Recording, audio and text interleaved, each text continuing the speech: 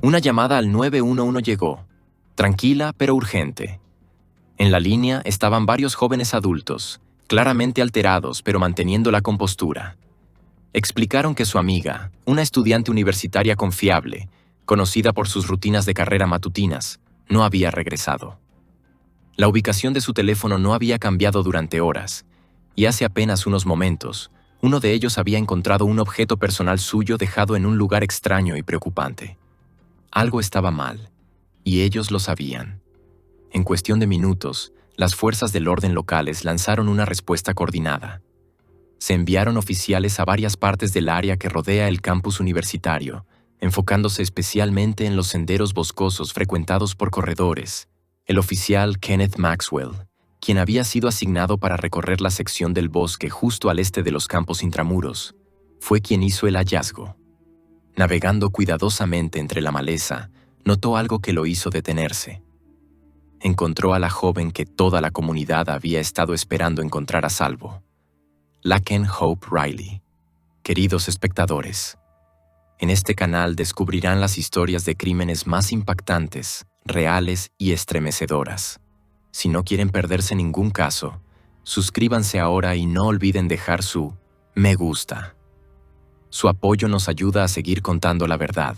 Laken Hope Riley nació el 10 de enero de 2002, en la vibrante comunidad de Marietta, Georgia. Criada por sus padres, Jason Riley y Allison Phillips, Laken formaba parte de una familia unida que incluía 3 hermanos. Desde temprana edad, mostró un espíritu enérgico y compasivo, así como un fuerte sentido de empatía, cualidades que llegarían a definirla tanto académica como personalmente. Su crianza estuvo marcada por la calidez, el apoyo y un hogar que valoraba la educación, la determinación y la amabilidad hacia los demás. Asistió a la River Ridge High School en Woodstock, Georgia, graduándose en el año 2020. Durante sus años de secundaria, Laken no solo fue una estudiante ejemplar, sino que también estuvo profundamente involucrada en actividades extracurriculares, especialmente en el ámbito deportivo. Como miembro dedicada del equipo de cross country, desarrolló no solo resistencia física, sino también una resiliencia mental que moldeó su estilo de vida disciplinado. Su entusiasmo por correr no era simplemente un pasatiempo, era un reflejo de su enfoque en la salud, el bienestar y el establecimiento de metas. Tras su graduación, Laken se inscribió en la Universidad de Georgia, donde comenzó sus estudios de pregrado. Fue allí donde su pasión por la atención médica comenzó a tomar una forma más clara. Impulsada por un sincero deseo de marcar la diferencia en la vida de las personas, posteriormente tomó la decisión de transferirse a la Universidad de Augusta para cursar una carrera en enfermería, un paso que marcó el inicio de su camino profesional en el campo de la medicina. En la Universidad de Augusta, Laken se destacó por su dedicación académica y su naturaleza compasiva. Su compromiso con la enfermería no se limitaba a las perspectivas profesionales. Surgía de una genuina preocupación por el bienestar de los demás. En agosto de 2023, alcanzó un hito significativo al recibir su bata blanca honoraria. Esta prenda simbólica representaba más que un rito de paso. Era una celebración de su compromiso ético con la empatía, la integridad y la atención humanística en el mundo de la medicina. Descrita por familiares y amigos como una joven radiante y de buen corazón, Laken era admirada por su sonrisa contagiosa y su espíritu generoso. Era una hija amada, una hermana confiable y una amiga leal. Aquellos que la conocían bien hablaban de su fuerte ética de trabajo, su entusiasmo por la vida y los grandes sueños que albergaba para el futuro. Laken era alguien que inspiraba a otros con sus acciones y poseía todas las cualidades de quien habría llevado una vida significativa y con impacto al servicio de los demás. El 22 de febrero de 2024 comenzó como muchos otros días para Laken, de 22 años. Todavía asistiendo a la Universidad de Georgia en Athens como parte de su trayectoria académica, continuaba sus estudios de enfermería con concentración y optimismo. Esa mañana, siguió una de sus rutinas bien establecidas: salir a correr por la mañana. Como corredora habitual que prosperaba al mantenerse activa, Laken frecuentemente trotaba por un sendero familiar cerca del campus. Esto no era nada fuera de lo común para ella. De hecho, era algo que esperaba con entusiasmo. Parte de su estilo de vida que le ayudaba a mantener tanto la claridad mental como la fuerza física. Exactamente a las 8:55 de la mañana, envió un mensaje ligero a su madre, Allison. Buenos días, voy a salir a correr. Si estás libre, hablamos. Su tono era cálido y familiar, de esos que surgen de una comunicación frecuente y amorosa. Estaba vestida con su ropa habitual de entrenamiento, preparada para su carrera diaria, una rutina de la que rara vez se desviaba. Las cámaras de seguridad en la entrada de su casa compartida captaron su salida, con auriculares puestos, una leve sonrisa en su rostro y una postura que reflejaba confianza y disciplina. Laken vivía en un vecindario bien establecido cerca de la Universidad de Georgia, donde estaba inscrita en un programa de ciencias de la salud.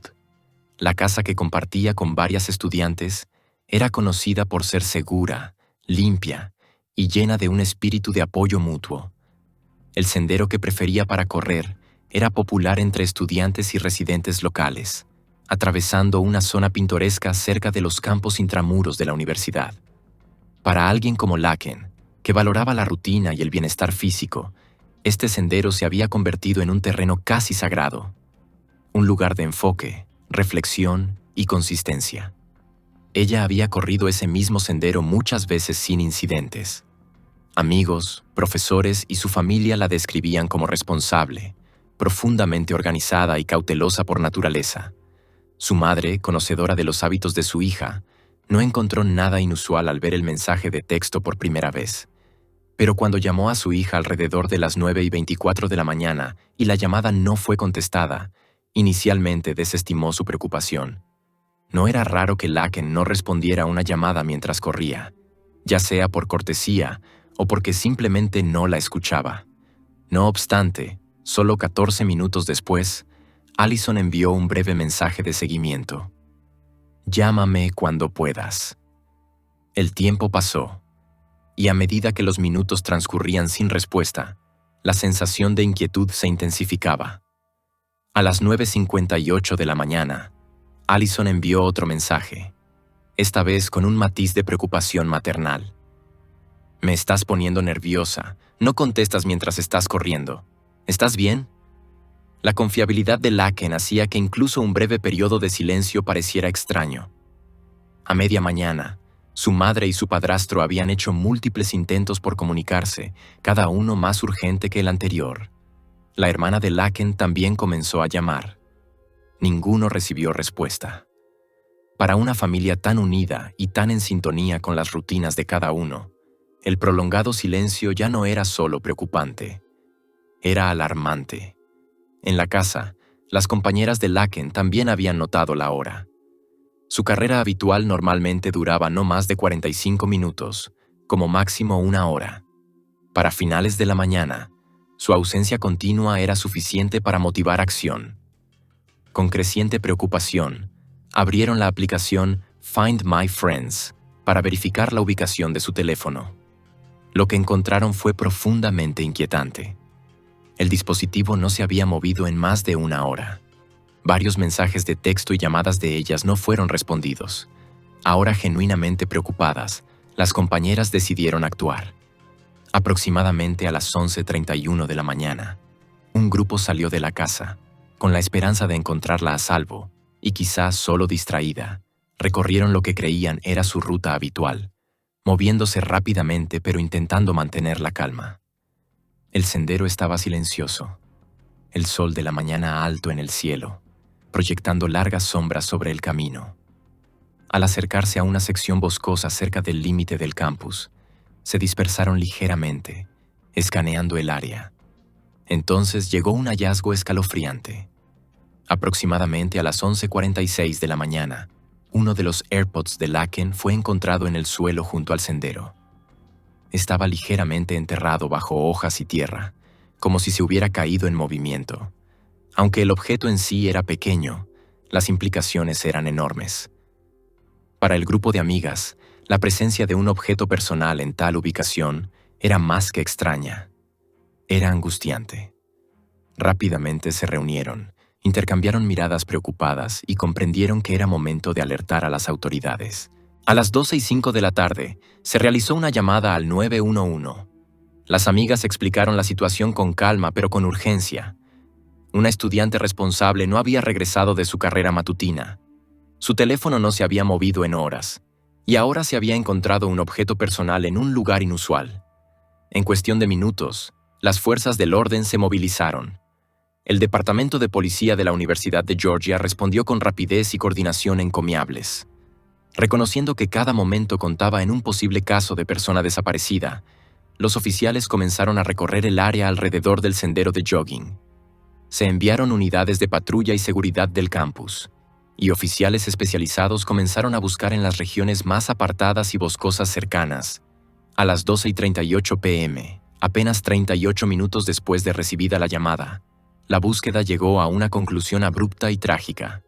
El oficial Kenneth Maxwell, asignado a recorrer la sección del bosque justo al este de los campos intramuros, fue quien hizo el hallazgo.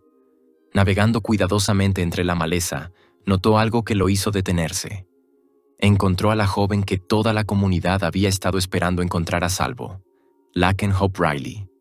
Aunque los detalles de la escena se manejaron con respeto y discreción profesional, las autoridades confirmaron que Laken había sido encontrada y que su condición requería la intervención inmediata del personal de investigación. Su hallazgo ocurrió apenas 11 minutos después de que los oficiales llegaran al área, un testimonio de su urgencia, pero también una sombría indicación de que el tiempo ya se había agotado. Los investigadores aseguraron la escena y comenzaron una búsqueda metódica de cualquier indicio de lo que podría haber ocurrido. Aunque los informes oficiales tardarían en finalizarse, quedó inmediatamente claro que no se trataba simplemente de alguien que se hubiera perdido o lesionado durante una carrera. Algo había salido terriblemente mal. Una vez confirmado el trágico hallazgo, los oficiales del campus actuaron rápidamente para notificar a todas las agencias de aplicación de la ley relevantes, incluyendo el Departamento de Policía del Condado de Athens-Clarke y la Oficina de Investigación de Georgia. En poco tiempo, la desgarradora noticia comenzó a llegar a quienes estaban más cercanos a Laken. Sus amigos, quienes habían ayudado a iniciar la búsqueda inicial esa mañana, y su familia, que se había ido preocupando cada vez más tras horas de mensajes y llamadas sin respuesta, fueron informados de la devastadora actualización. Para las horas de la tarde, la noticia del fallecimiento de Laken Riley ya había empezado a difundirse más allá del campus y de la comunidad local de Athens. A lo largo del estado, y pronto en todo el país, personas que nunca habían conocido a Laken estaban aprendiendo su nombre y escuchando su historia. Una estudiante de enfermería prometedora, llena de vida, con pasión por la salud y el servicio, ahora era el centro de una investigación criminal. Y aunque apenas habían pasado unas pocas horas desde que se reportó su desaparición, las fuerzas del orden ya estaban reconstruyendo una línea de tiempo y descubriendo evidencia crítica. Las autoridades no dudaron ni un momento. Desde que el caso fue clasificado como una situación de alta prioridad, múltiples agencias de seguridad movilizaron recursos sin demora. Los investigadores comenzaron inmediatamente a recopilar datos de todas las fuentes disponibles. Imágenes de vigilancia de la ciudad, entrevistas con cualquier persona que pudiera haber tenido contacto con la víctima, así como análisis exhaustivos de registros telefónicos y comunicaciones digitales. Para cuando el sol se había puesto bajo el horizonte, la policía ya había reunido un puñado de pistas que los investigadores consideraban dignas de seguir. Aún así, sabían por años de experiencia que una promesa inicial significaba poco si no estaba respaldada por una investigación minuciosa.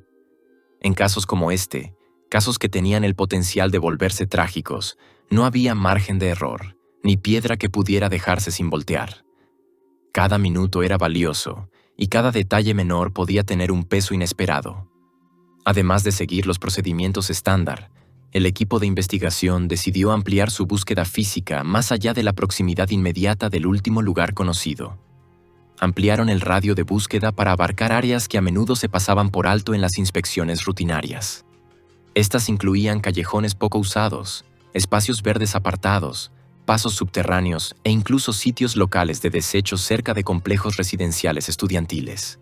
Uno de esos lugares que despertó interés fue el área alrededor del complejo de apartamentos Aulick, que se encontraba justo fuera del campus y estaba fuertemente poblado por estudiantes universitarios. Esa tarde, bajo creciente presión y en respuesta a la investigación en expansión, Un oficial uniformado fue enviado para revisar varios contenedores de basura ubicados detrás del complejo Aulik. Aunque pudiera parecer un lugar tedioso o incluso improbable para encontrar algo significativo, la decisión pronto demostraría ser crucial. El oficial, metódico en su búsqueda, comenzó a levantar bolsas de basura y examinar el contenido capa por capa. Fue durante este proceso que notó algo inusual: un objeto parcialmente oculto bajo un montón de cartón desechado y envases de comida rápida. Era una chaqueta negra, aparentemente común a primera vista. Pero cuando la levantó para inspeccionarla más de cerca, comenzó a surgir una imagen diferente. Aunque ligeramente arrugada y desgastada, la chaqueta presentaba marcas que instantáneamente levantaron alarmas. Había manchas biológicas, tenues pero visibles, en varias partes de la tela, suficientes para sugerir la posibilidad de ADN más inquietante aún. Un largo cabello oscuro estaba enrollado alrededor de uno de los botones delanteros. El oficial, entrenado para reconocer evidencia que fácilmente podría pasarse por alto, no perdió ni un segundo. Fotografió la escena, aseguró la chaqueta siguiendo los protocolos adecuados de manejo de evidencia y notificó inmediatamente a los detectives presentes. Lo que a algunos podría parecer una prenda de ropa desechada, ahora se trataba como evidencia potencialmente fundamental en un caso en desarrollo. La manera en que la chaqueta estaba escondida, deliberadamente colocada bajo la basura, indicaba fuertemente que alguien no quería que se encontrara. En el contexto de un caso que involucraba a una persona desaparecida y que recientemente había sido localizada bajo circunstancias que las autoridades consideraban altamente sospechosas, este descubrimiento aparentemente menor adquirió una importancia profunda. Los investigadores rápidamente comprendieron que la chaqueta negra no solo podría estar vinculada a la víctima, sino que también podría ser la primera conexión tangible con quien estuviera involucrado. Mientras un equipo forense comenzaba a examinar la chaqueta fuera del lugar, la Unidad Central de Investigación continuaba recorriendo el vecindario. Durante estas rondas, hicieron otra observación crítica. Un residente que vivía en un apartamento justo frente al contenedor tenía una cámara en el timbre. Su ángulo y posición ofrecían una línea de visión directa al área donde se había descubierto la chaqueta. Los detectives tocaron la puerta y solicitaron respetuosamente acceso a las imágenes.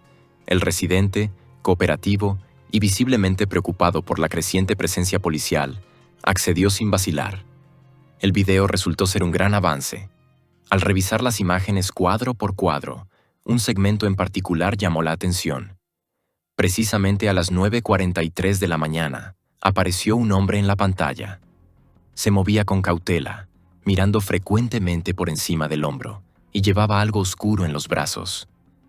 Luego abrió el contenedor, colocó el objeto dentro y se alejó de manera apresurada pero contenida. Ese objeto fue rápidamente identificado como la misma chaqueta recuperada anteriormente.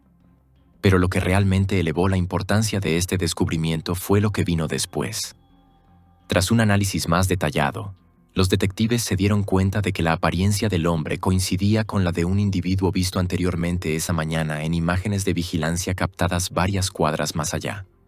La marca temporal y las ubicaciones coincidían casi perfectamente.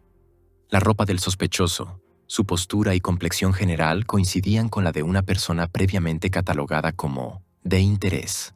Con esta confirmación visual, el caso evolucionó de una investigación por persona desaparecida a algo más serio. Se estaba formando una nueva dirección, una que ahora mostraba signos inconfundibles de un acto criminal.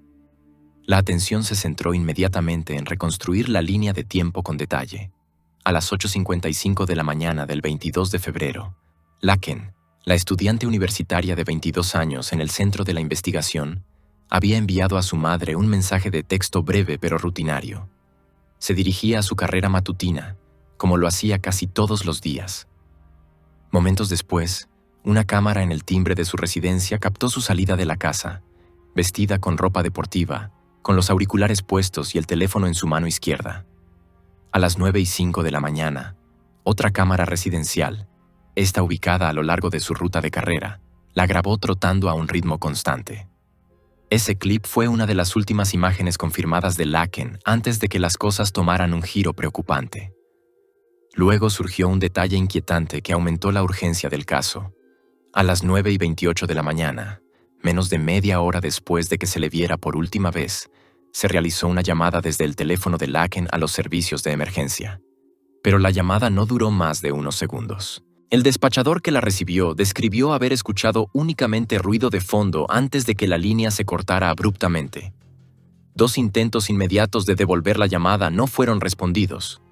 A pesar de la brevedad de la llamada, esta se convirtió en un punto focal de la investigación. Sugería que, en los momentos previos a lo que ocurrió, Laken podría haber intentado pedir ayuda. Los investigadores continuaron siguiendo pistas a lo largo del sendero que ella solía frecuentar. Equipos entrevistaron a corredores, trabajadores de mantenimiento locales y residentes cercanos. Ningún detalle fue descartado. Mientras tanto, los analistas forenses examinaban la escena, recolectando material que pudiera vincular a un sospechoso con la línea de tiempo. Entre los objetos recolectados se encontraban un par de guantes, fragmentos de tela desgarrados atrapados en la vegetación cercana y varias muestras biológicas tomadas de superficies circundantes. Cada elemento fue registrado y analizado con precisión. Los resultados de laboratorio comenzaron a llegar. Un hallazgo particularmente revelador provino de debajo de las uñas de Laken. Cantidades mínimas de ADN que no le pertenecían. Esta evidencia, combinada con las muestras biológicas encontradas en los guantes y la chaqueta negra, comenzaba a dibujar un panorama. Cada resultado de prueba los acercaba más a conectar la evidencia física con un sospechoso vivo. El examen forense fue meticuloso. Los científicos del laboratorio criminal compararon el cabello encontrado enrollado alrededor del botón de la chaqueta con una muestra del cepillo de Laken proporcionada por la familia. El enfrentamiento fue confirmado. De manera aún más concluyente, se verificó que el ADN recuperado de los guantes y de la chaqueta también pertenecía a Laken, proporcionando una conexión directa entre ella y la prenda de ropa encontrada en el contenedor de basura. La pista de video no terminó allí. Una segunda cámara, ubicada a unas pocas cuadras, captó al mismo hombre pasando nuevamente frente al contenedor a las 10:21 de la mañana, esta vez sin la chaqueta. 3 minutos después, la cámara lo registró regresando, y en esta ocasión ya no parecía llevar consigo la bolsa que había tenido previamente en su posesión. Estas marcas de tiempo y patrones de movimiento proporcionaron a los detectives una ventana de actividad más estrecha, fortaleciendo el perfil del hombre que ahora consideraban una persona de gran interés. Aunque contaban con video, ropa y evidencia forense, la identidad del individuo seguía siendo un misterio, al menos inicialmente. En respuesta, las autoridades actuaron rápidamente. La policía y los funcionarios universitarios difundieron imágenes fijas del metraje de vigilancia al público, instando a cualquier persona con conocimiento sobre el individuo a presentarse. Las fotos se difundieron rápidamente a través de plataformas de redes sociales, medios de comunicación y tablones comunitarios. Y pronto comenzaron a llegar pistas. Varias personas reconocieron al hombre de las imágenes, y varios identificaron al mismo individuo, José Antonio Ibarra. Cuando los detectives revisaron los antecedentes y la apariencia de Ibarra, se dieron cuenta de que tenía un parecido sorprendente con el hombre del video. Los detalles coincidían: su complexión, su forma de caminar, su peinado e incluso la ropa que había sido vista usando en público alrededor del momento del incidente. Con un nombre, un perfil y evidencia acumulada, las autoridades finalmente se acercaban a un sospechoso que creían poseía las respuestas sobre lo que había ocurrido ese día. Pero todavía quedaban muchas preguntas por responder. ¿Cómo se cruzaron sus caminos? ¿Fue al azar o intencional? Y lo más importante, ¿qué llevó a un desenlace tan trágico? No se trataba solo del notable parecido físico o de su proximidad al lugar donde se había encontrado evidencia crucial, sino también de su pasado, que revelaba un patrón preocupante de conducta. El hombre identificado en las imágenes de vigilancia no solo vivía cerca del contenedor donde se halló la chaqueta negra, sino que también coincidía perfectamente con la descripción. A medida que los investigadores profundizaban, rápidamente descubrieron que no era exactamente un ciudadano ejemplar. Su nombre era José Antonio Ibarra, un hombre de 26 años originario de Venezuela. Los registros oficiales indicaban que José había ingresado ilegalmente a Estados Unidos el 8 de septiembre de 2022. Agentes de la Oficina de Aduanas y Protección Fronteriza lo encontraron poco después de cruzar la frontera cerca de El Paso, Texas, parte de la frontera sur fuertemente patrullada del país. Tras ser procesado, fue liberado bajo palabra, pendiente de procedimientos migratorios adicionales, una política diseñada para gestionar el ingreso cuando los recursos de detención son limitados. Inicialmente, José se alojó en un refugio para migrantes, un primer paso común para muchas personas que navegan el complejo y a menudo incierto camino del asilo o la residencia indocumentada. Pero su tiempo en el refugio fue breve. Pronto comenzó a moverse de estado en estado, eventualmente llegando a la ciudad de Nueva York, donde volvió a tener contacto con la policía el 14 de septiembre de 2023, poco más de un año después de entrar a Estados Unidos. Oficiales del Departamento de Policía de Nueva York arrestaron a José Ibarra. Fue acusado de una violación de tránsito. Aunque se presentaron los cargos, José fue liberado antes de que los funcionarios federales de inmigración pudieran emitir una orden de detención. Esto significaba que se le permitió permanecer libre y continuar moviéndose por el país, estableciéndose finalmente en Georgia, donde más tarde se convertiría en el foco de una investigación mucho más oscura. José no estaba solo cuando se trasladó a Georgia. Se mudó a un complejo de apartamentos con su hermano mayor, Diego Ibarra, que en ese momento tenía 29 años. Al igual que su hermano menor, Diego también presentaba señales de alerta. Documentos judiciales revelaron posteriormente que Diego había obtenido una tarjeta de residencia falsa, que utilizó para conseguir empleo en la Universidad de Georgia, el mismo campus al que Laken Riley había llamado hogar. Aún más preocupantes eran los detalles sobre el pasado de Diego. Los fiscales alegaron que tenía conexiones con una pandilla venezolana, y la evidencia que apoyaba esa sospecha era considerable.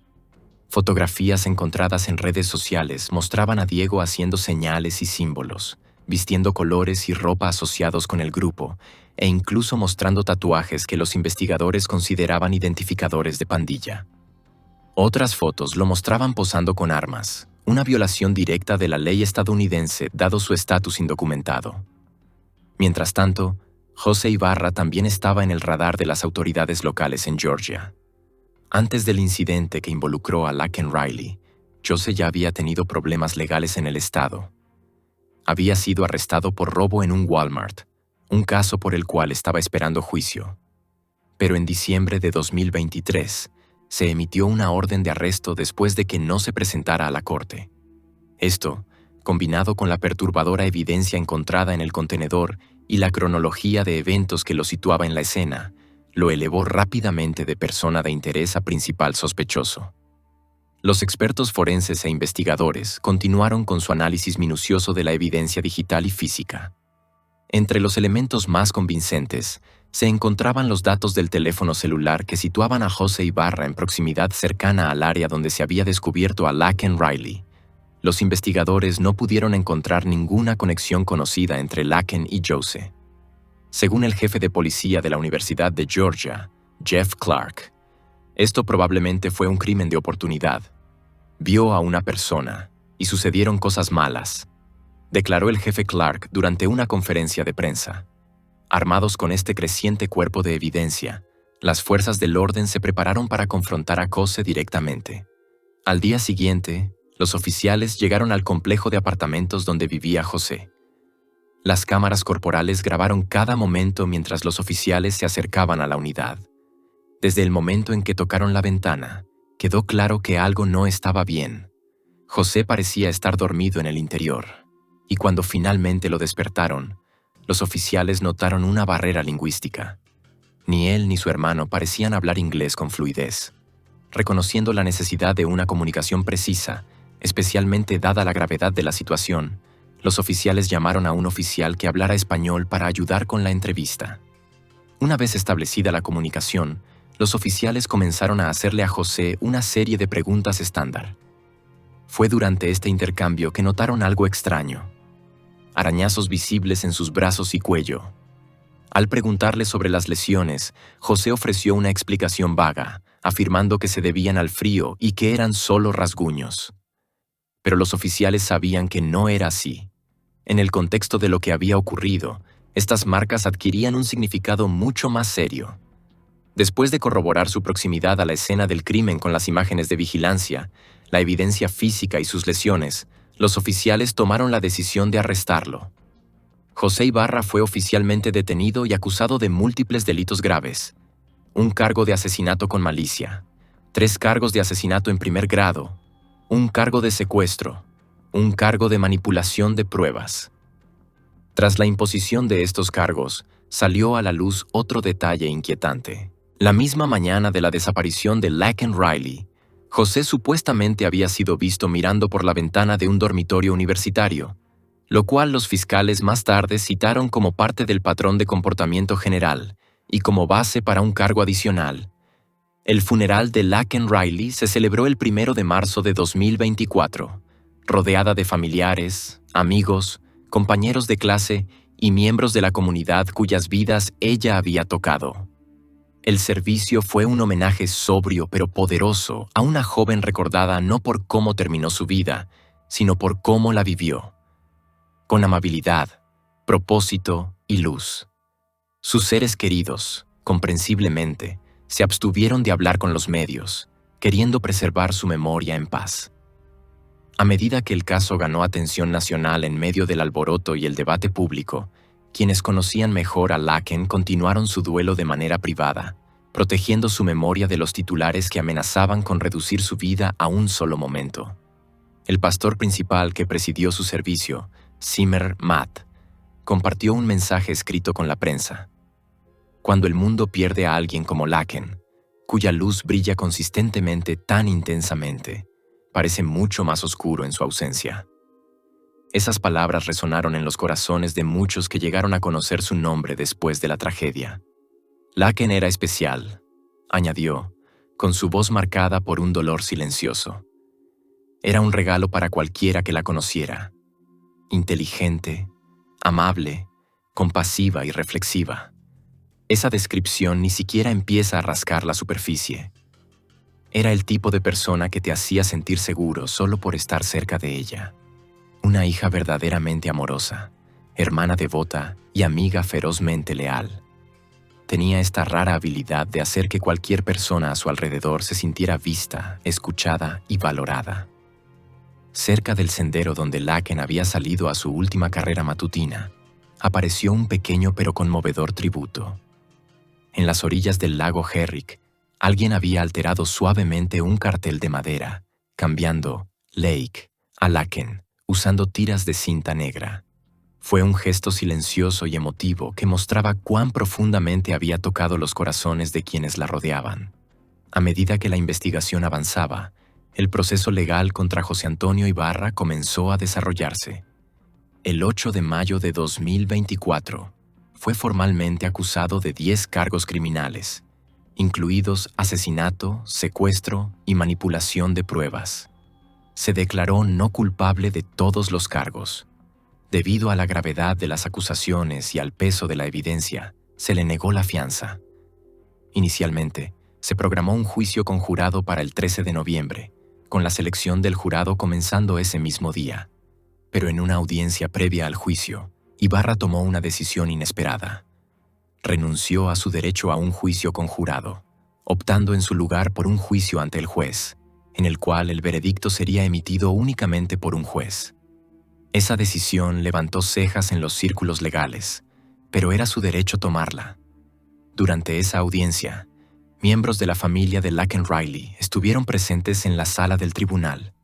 El dolor era visible. Las emociones eran intensas, especialmente cuando su madre, Allison Phillips, tomó la palabra para dar un poderoso testimonio sobre el impacto de la víctima. Hablando directamente con el juez Patrick Haggard, Allison le imploró que no mostrara indulgencia al considerar la sentencia del hombre. Describió a su hija no solo como inteligente, trabajadora y amable, sino también como alguien que había sido criada con fuertes valores y un profundo sentido de fe. Laken, dijo Allison, era una hija de Dios. Había participado en viajes de misión, y había ofrecido su tiempo como voluntaria en hogares de ancianos, pasando incontables horas brindando cuidado y compañía a los residentes mayores. Ella vivía para servir, compartió Allison, y habría pasado su vida ayudando a los demás. El juicio comenzó el viernes 15 de noviembre, en una sala del tribunal llena de observadores. La tensión llenaba el aire. El equipo de defensa de José Ibarra presentó una estrategia centrada en la duda razonable. Argumentaron que el caso era circunstancial, impulsado en gran medida por la emoción y carecía de la prueba definitiva necesaria para una condena por asesinato. Presentaron múltiples mociones para excluir pruebas y hasta intentaron cambiar la sede del juicio, sugiriendo que la publicidad local había hecho imposible un juicio justo en Athens. Todas esas mociones fueron denegadas. El abogado defensor, Dustin Kirby, abrió reconociendo la tragedia de la muerte de Laken Riley, pero argumentó que la evidencia presentada por el Estado no era suficiente para respaldar una condena. Puso en duda la integridad de los reclamos forenses e incluso señaló una posible inconsistencia. Si José hubiera estado usando guantes, argumentó, ¿cómo podrían haber quedado sus huellas en el teléfono de Laken? Pero los fiscales, liderados por Sheila Ross, contraargumentaron con un caso construido meticulosamente, respaldado tanto por evidencia forense como digital. Presentaron una serie de hallazgos que vinculaban a Ibarra con la escena y con la víctima directamente. Lo más notable fue que se reveló que la huella digital de José Ibarra se encontró en la pantalla del teléfono de Laken, un punto significativo dado que el teléfono había sido encontrado cerca de la escena y no había sido tocado por nadie más. Estos elementos, junto con los datos de ubicación del teléfono celular, las imágenes de vigilancia y la evidencia física, dibujaron una línea de tiempo clara y perturbadora. El impacto emocional del juicio fue especialmente visible en la familia de Laken. A lo largo del proceso, su madre Allison tuvo que salir de la sala del tribunal varias veces, abrumada por los detalles que se discutían. Cada testigo, cada prueba, cada minuto de testimonio era un recordatorio de un futuro que le había sido robado. Finalmente, el 20 de noviembre de 2024, el juez Patrick Haggard emitió el veredicto. Encontró a José Antonio Ibarra culpable de todos los cargos, incluyendo asesinato con malicia, asesinato en primer grado, secuestro y manipulación de pruebas. La sentencia fue rápida y decisiva. El juez Haggard ordenó cadena perpetua sin posibilidad de libertad condicional. Además, impuso una segunda cadena perpetua, junto con 27 años adicionales, todos a cumplirse consecutivamente. Esto significaba que Ibarra nunca volvería a caminar en libertad, un fallo que coincidía con los deseos de la familia Riley y de la comunidad en general. En una declaración tras la conclusión del juicio, la fiscal de distrito Débora González se dirigió al público con palabras de fortaleza y empatía. Hoy, la integridad de nuestro proceso judicial y la búsqueda de justicia prevalecieron, dijo. Ninguna sentencia puede deshacer el daño causado por las acciones de José Ibarra. Pero esperamos que este resultado traiga una medida de justicia a la familia de Laken y a una comunidad que ha sufrido tanto. Nuestros corazones permanecen con la familia y los amigos de Laken, mientras continúan lamentando esta pérdida trágica.